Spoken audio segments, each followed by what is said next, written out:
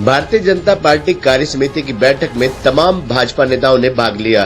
भाजपा के fire brand नेता captain Abhimanyu ने गठबंधन को लेकर बड़ा जवाब दिया है। वहीं केंद्रीय राज्य मंत्री व फरीदाबाद से सांसद कृष्णपाल गुर्जर ने भी ई टेंडरिंग को लेकर सरकार का स्टैंड साफ किया है। आपको बता दें कि हरियाणा के यमुनानगर जिले के जगाधरी में महाराजा अग्रसेन कॉलेज में प्रदेश कार्य समिति की बैठक आयोजित की गई। इस बैठक में प्रदेश के तमाम मंत्री, भाजपा विधायक, हरियाणा भाजपा प्रभारी, प्रदेश अध्यक्ष ओम प्रकाश धनखड़, मुख्यमंत्री मनोहर लाल खट्टर समेत तमाम दिग्गज नेताओं ने भाग लिया। बैठक से पहले भाजपा के दिग्गज नेता व पूर्व मंत्री कैप्टन अभिमन्यु ने गठबंधन को लेकर बड़ा जवाब दिया है। उन्होंने कहा कि भाजपा 2024 में लोकसभा चुनाव अपने दम पर लड़ेगी। जजपा की उन उम्मीदों को भी करारा झटका लगा है जिसमें जजपा गठबंधन में चुनाव लड़ने की बात कह रही थी। कैप्टन अभिमन्यु ने कहा कि उनका ये सुझाव अच्छा है।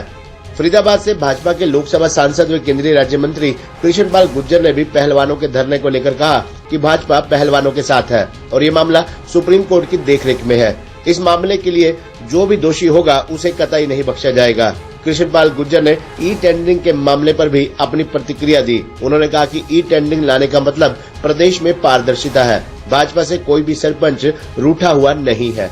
आपको बता दें कि यमुनानगर में करीब 18 साल के बाद प्रदेश कार्य समिति की बैठक आयोजित की गई।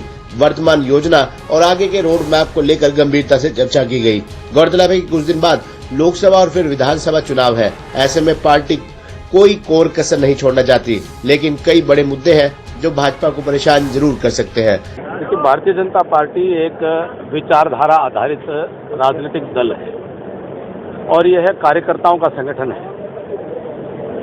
और इस देश की राजनीति में भारतीय जनता पार्टी ने जो वैकल्पिक राजनीति प्रारंभ की थी, आज मुख्य धारा में लगातार पिछले 9 वर्षों से आदरणीय नरेंद्र भाई मोदी जी के नेतृत्व में भारत को नई ऊंचाइयों पर ले जाने का काम कर रही है। अनेकों प्रदेशों के अंदर भी देश की सेवा करने का काम भारतीय जनता पार्टी कर रही है और मोदी जी के नेतृत्व में ये विश्व का सबसे बड़ा राजनीतिक दल बनकर के उभरा है।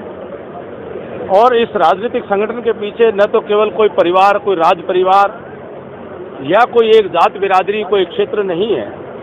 केवल मात्र भारत को मजबूत करने का विचार, भारत माता को फिर से परम वैभव को प्राप्त कराने का विचार, 21वीं शताब्दी को भारत के नाम करने का विचार और पूरे विश्व में भारत का जो सम्मान का स्थान एक विश्व गुरु के नाते जो एक अमन, चैन, भाईचारे और शांति का संदेश देने का जो काम है, उसका जो मूल विचार है, उस विचार को लेकर के पार्टी काम कर रही है। और उसी कड़ी में कार्यकर्ताओं का ये संगठन समूह समय समय पर अलग अलग स्तरों पर, राष्ट्रीय स्तर पर, राज्य स्तर पर, जिला स्तर पर, मंडल स्तर पर, मंडल के नीचे शक्ति केंद्र गांव स्तर पर, उसके नीचे बूथ के स्तर पर और उसके नीचे हर 60 वोट, हर 15 घर पर एक पन्ना प्रमुख के स्तर पर यह संगठन आज मजबूत होकर के खड़ा है। 36 बिरादरी, सर्व समाज को साथ लेकर सर्वस्पर्शी संगठन, सर्वग्राही संगठन, सर्वव्यापी संगठन बनकर के उभरा है। और उसकी एक प्रदेश कार्य समिति का जो हमारा एक संविधान के नाते से एक आवश्यकता रहती है समय समय पर मिल बैठने का, आज यहाँ जगाधरी में एकत्रीकरण है। पूरे दिन भर का प्रदेश कार्य समिति के सब माननीय सदस्य और यहाँ पर विचार विमर्श करेंगे और आने वाले समय में देश और प्रदेश के राजनीति के अंदर भारतीय जनता पार्टी की भूमिका और बेहतर कैसे हो, इसके ऊपर विचार करें। केंद्र में 9 साल हो चुके हैं सरकार को, प्रदेश में 8.5 साल हो चुके हैं। तो इस बीच जो है एक बार भी यमुनानगर की तरफ जो है ये प्रदेश कार्यकारिणी की बैठक नहीं हुई, ये क्या बात है? 22 जिले हैं। 22 जिलों में जैसा कि हर साल के अंदर 4 प्रदेश कार्य समितियाँ होती हैं और अतीत में जब हमने संगठन में काम किया, कई बार हमने यमुनानगर, जगाधरी में प्रदेश कार्य समिति की बैठकों का आयोजन किया है। सभी जिलों में ये कार्यक्रम होते रहते हैं और आज जगाधरी में हाजिर हैं। ये बात इसलिए है कि क्योंकि सभी राजनीतिक दल जो है इस दौरान यमुनानगर का ही रुख कर रहे हैं। हुड्डा हो, चौटाला हो या अन्य पार्टियां हो, यमुनानगर में जो है ज्यादातर केंद्र बिंदु बना हुआ है। ऐसा क्यों है? अभी हमारे लिए सारा हरियाणा वो है एक। सर, आपके लोकसभा चुनाव लड़ने की काफी चर्चाएं हैं, तो क्या लगता है आप लोकसभा चुनाव में किसने का प्रयत्न है? भारतीय जनता पार्टी के 10 कार्यकर्ता 10 हरियाणा की 10 लोकसभा सीटों पर कमल का फूल का चुनाव लड़ेंगे और भारतीय जनता पार्टी के 10 की 10 सीटों पर जो कमल के फूल के चिन्ह को लेकर के जो खड़ा होगा उस सब के अंदर भी कोई न कोई छोटा मोटा अंश अभिमन्यु का भी होगा। तो मेरा व्यक्ति का कोई विषय नहीं है मैं क्या करूंगा क्या नहीं करूंगा। मेरे लिए संगठन और संगठन के माध्यम से देश और समाज और राज्य, राष्ट्र और राज्य ये सर्वोपरि है। मेरी भूमिका संगठन तय करता है मुझे क्या करना है क्या नहीं करना है। जो आपने बात की है 10 के 10 पे भाजपा के चुनाव चिन्ह पे लड़ा जाएगा, तो जजपा जिस तरह गठबंधन है उनको कहीं सीट नहीं दी जाएगी, अब गैर गठबंधन के लड़ा जाएगा लोकसभा चुनाव इनके हरियाणा। हमने पहले भी अलग चुनाव लड़े हैं, 2019 में भी अलग लड़े, तो चुनावों को लेकर के तो हमारा कोई विषय ही नहीं है। जैसे गठबंधन कहा है कि हम तो गठबंधन में चुनाव लड़ेंगे। देखिए, ये जो आज की बैठक है, मैं एक बात सबको स्पष्ट कर रहा हूँ, ये भारतीय जनता पार्टी की नियमित बैठक है। एक अंतराल के बाद केंद्र की कार्यकारिणी की बैठक, प्रदेश की, जिला की, मंडल की, इन सब की बैठक नियमित तौर पर होती हैं। तो आज की जगाधरी की प्रदेश कार्य समिति की बैठक भी उसी परिदृश्य में हो रही है, वो नियमित बैठक के तौर पर हो रही है। लेकिन हर मीटिंग में अलग अलग एजेंडा होता है। अब जो एजेंडा होगा वो आपके सामने आ जाएगा। सर, ये कहा जा रहा है कि जो 2024 का चुनाव है उसको लेकर जो योजनाएं अब तक केंद्र सरकार ने चलाई हैं वो जनता तक कैसे पहुँचे? देखिए निश्चित तौर पर हम एक राजनीतिक दल चलाते हैं, एक राजनीतिक दल के सदस्य हैं, और राजनीतिक दल में चुनाव पर चर्चा ना हो ये संभव नहीं है। इसलिए राजनीतिक चर्चा भी होगी और चुनावों पर चर्चा भी होगी, क्योंकि लोकसभा राज्य विधानसभा के चुनाव अब बहुत निकट हैं।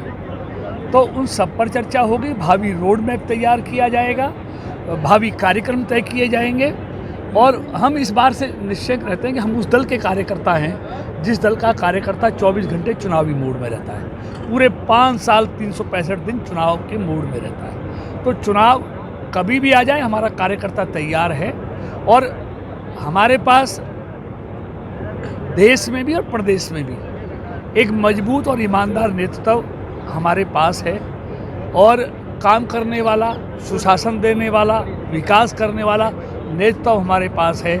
विरोधियों के पास ना ईमानदार नेतृत्व है, अतीत का जो दागदार और कलंकित नेतृत्व उनके पास है, अतीत में किए हुए घोटाले, भ्रष्टाचार उनके पास हैं। हमारे पास साफ सुथरी सरकार, साफ सुथरी छवि के नेता और ईमानदार नेता भारतीय जनता पार्टी के पास है। पहलवानों के मुद्दे तक अभी तक कोई स्टैंड नहीं लिया गया, क्यों नहीं बातचीत की जा रही? देखिए, पहलवानों के मुद्दे में आप देखिए सुप्रीम कोर्ट में केस है, सुप्रीम कोर्ट में कमेटी बन गई है, FIR उनकी दर्ज हो गई है, जांच उसकी हो रही है। पहलवानों के प्रति ऐसा कोई व्यक्ति नहीं है, कोई दल नहीं तो उनके प्रति हमदर्दी है। इसलिए उस पर उसकी इंतज़ार करना चाहिए, उस कमेटी के निर्णय का, और जो जांच चल रही है उसका इंतज़ार करना चाहिए। मोदी जी की सरकार में कोई भी व्यक्ति अगर उसने गलत काम किया तो बच नहीं सकता, और साफ आदमी के लिए, ईमानदार आदमी के लिए वहाँ कोई परेशानी नहीं है। 3 महीने बाद ये बैठक होती है, और यमुनानगर में जो है दशकों बाद मौका मिला है कि ये बैठक की जा रही है, ऐसा क्यों है? मतलब नहीं, देखिए आपने वर्ष के बाद तो कह सकते हो, 10 को बाद नहीं कह सकते हो। वर्ष के बाद हो रही हो बात अलग है, ठीक है ना। अभी पीछे भी प्रदेश कार्यकारिणी की बैठक, हाँ, प्रदेश कार्यकारिणी की भी बहुत ऐसा नहीं है 10 को बाद हो रही है, अभी पहले साल 1.5 साल पहले यहाँ पर हुई है बैठक। क्योंकि बैठक को लेकर जो है वो विरोधी सुर जो है वो लगातार उठ रहे हैं, सरपंच लगातार इसका विरोध कर रहे हैं। अब क्या कह रहे हैं, टेंडरिंग को कह रहे हैं, तो लगता नहीं है कि पार्टी के लिए कहीं ना कहीं भारी पड़ सकता है? देखिए सरपंच हमारे ही हैं, गैर नहीं है। तो आप सुन नहीं रहे थे लोग? नहीं, हम सबकी सुनते हैं। ऐसा ये कहना बिल्कुल निराधार है कि सुनते नहीं है। भारतीय जनता पार्टी की सरकार है, उनका नेतृत्व सबकी बात सुनते हैं, लेकिन वो सारे सिस्टम को ट्रांसपेरेंट कर रहे हैं। जब DBT किया तो क्या हुआ? 2,22,000 करोड़ का फायदा हुआ है देश को। तो किसका फायदा है वो? ऑनलाइन से किसको फायदा हुआ है? तो हर चीज़ में ट्रांसपेरेंसी आनी चाहिए। ये मोदी सरकार का, मनोहर सरकार का ये बिल्कुल अटूट विश्वास है कि हम हर काम में ईमानदारी लाएंगे। जो विरोध कर रहे हैं तो क्या? देखिए हम कभी नहीं कहते उनकी। देखिए आज कहाँ विरोध है, बहुत समय के करने वाले साथ ऐसा देखिए आप नहीं पास जीएसटी का भी बहुत विरोध हुआ था। आज कोई जीएसटी का विरोध कर रहा है? सब तारीफ कर रहे हैं, सब तारीफ करें, सब तारीफ करें ना। देखिए टेंडर में किसको परेशानी है? सरपंच टेंडर नहीं मैं बताऊँ क्यों परेशानी है किसी को। अब वो कह रहे हैं कि जो हमारे हक थे वो हमें नहीं दिए। देखिए अब सारा हक पहली मनोहर जी की सरकार है जिसने सारी ताकत पंचायतों को दे दी है। वही एस्टीमेट बनाएंगे, वही पास करेंगे, वही पेमेंट करेंगे, सब कुछ उन्होंने ही करना है। सिर्फ ये होगा टेंडर से, और उससे उनके लिए भी अच्छा है। जो उन पर आरोप प्रत्यारोप लगते हैं वो नहीं लगेंगे, ट्रांसपेरेंसी आ जाएगी। तो सरकार काम बनाने में सफल क्यों नहीं हो पा रही है? नहीं मन गए आप देखिए, मैक्सिमम लोग मन गए। कहाँ विरोध है? कहीं कहीं देखिए कहीं विरोध है, वो भी समझ जाएंगे, अपने भाई हैं वो, गैर नहीं है, हमारे भाई हैं वो। हम उनको समझा लेंगे या वो हमको समझा लेंगे। सर भाजपा अनुशासन की बात करती है, मर्यादा की बात करती है। अभी सिरसा में जो जनसंवाद कार्यक्रम हुआ उसमें जिस प्रकार से सीएम साहब द्वारा कहा गया कि जैसे उठाओ पीटो, कहाँ तक सही है इस प्रकार की? नहीं ऐसा ये हमारे सीएम साहब इस प्रवृत्ति के आदमी नहीं है। वो बिल्कुल सन्यासी आदमी हैं, लेकिन ऐसा मुझे लगता कि ऐसा उन्होंने कहा होगा। कहा है सर?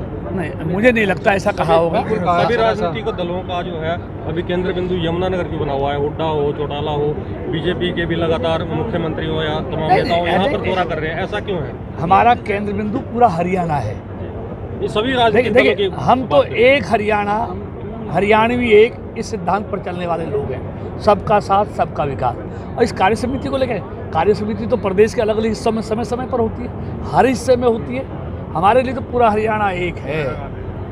और जो ये परिवारवाद, क्षेत्रवाद, दूसरावाद, ये दूसरे दल करते होंगे, भारतीय जनता पार्टी नहीं करती। भूपेंद्र सिंह हुड्डा का एक बयान सामने आया जिसमें उन्होंने कहा कि हमारे टाइम में खिलाड़ी बनकर निकल। खबरनामा हरियाणा के लिए यमुनानगर से सुमित ओबराय की रिपोर्ट।